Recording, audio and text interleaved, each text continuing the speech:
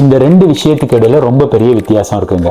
ஒன்று தான் நீங்கள் உங்களை மோட்டிவேட் பண்ணிக்கிறது, மற்றது நீங்களே உங்களை குறைச்சி எடை போடுறது. ஐயோ என்னால் இது முடியலையே அப்படின்னு நீங்கள் நினைக்கிறது. நீங்கள் இந்த விஷயத்த நல்லா புரிஞ்சுக்கணும். நீங்களே உங்களை குறைச்சி எடை போடுறனால அது உங்கள் மைண்டுக்குள்ளே தான் அது நடக்குது. ஐயோ என்னால் முடியலையேன்னு.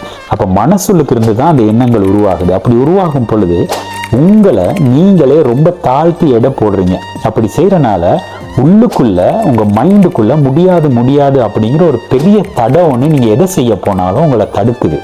அதனால நீங்க செய்ய போற விஷயத்தை விட்டு முன்னேற்றத்தை, அதாவது ப்ரோக்ரஸ்ல நீங்க ஃபோக்கஸ் பண்ணணும். அப்பதான் அதை நீங்க சிறப்பா செஞ்சு முடிக்கலாம். இப்போ உங்க மைண்டை நான் சொல்ற மாதிரி மாத்திக்க ட்ரை பண்ணுங்க. இனி நீங்க நினைக்கிற விஷயத்த இந்த மாதிரி நினைக்கிறதுக்கு ட்ரை பண்ணுங்க. ஐயோ இது நான் ரொம்ப ஹார்டா ஒர்க் பண்ண வேண்டி இருக்கு, எனக்கு இது பத்தாது, நான் செய்யறது பத்தாது, செஞ்சாதான் அதை அச்சீவ் பண்ணலாம் அப்படின்னு நினைக்கிறதுக்கு பதிலா நான் ஹார்ட் ஒர்க் பண்றதுதான் செலக்ட் பண்ணியிருக்கேன், அப்படி செய்யறது எனக்கு ரொம்ப இன்ட்ரெஸ்டா இருக்கு, இப்படி செஞ்சா மாத்திரம் தான் எனக்கு அதை அச்சீவ் பண்ண முடியும். ஏன்னா அந்த விஷயம் எனக்கு ரொம்ப தேவையான விஷயம், அது மாத்திரமில்லை எனக்கு அது ரொம்ப பிடிச்ச விஷயம் அப்படிங்கிற எண்ணத்தை நீங்கள் உருவாக்கணும். இப்படி உருவாக்கிட்டா உங்களுடைய ப்ரோக்ரஸ் நல்ல முறையாக அமைய போகுது.